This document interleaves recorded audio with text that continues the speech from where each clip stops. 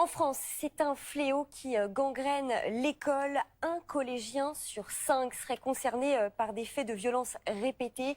Alors quel est l'état des lieux? Où en est-on aujourd'hui? On voit cela avec Julien Gall. Le 5 septembre dernier, Nicolas, 15 ans, se suicidait après avoir été victime pendant plusieurs mois de harcèlement scolaire. Un an avant le drame, les parents de l'adolescent avaient signalé la situation au rectorat de Versailles. En réponse, le rectorat les avait menacés de poursuites. Les faits de dénonciation calomnieuse sont punis de 5 ans d'emprisonnement et de 45 000 € d'amende. En novembre dernier, l'IFOP révélait qu'un collégien ou lycéen sur 5 est victime de harcèlement scolaire. La lutte contre le harcèlement scolaire a été érigée en priorité absolue par le gouvernement. Il existe 2 plateformes téléphoniques, le 3020 et le 3018 pour le cyberharcèlement.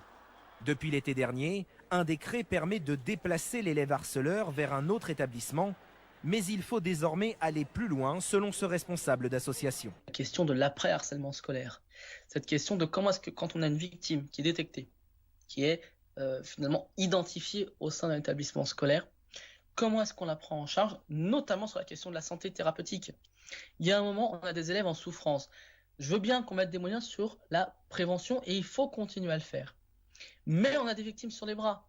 Autre mesure pour lutter contre le harcèlement scolaire, depuis le début de l'année, des cours d'empathie sont expérimentés dans 1000 écoles en France.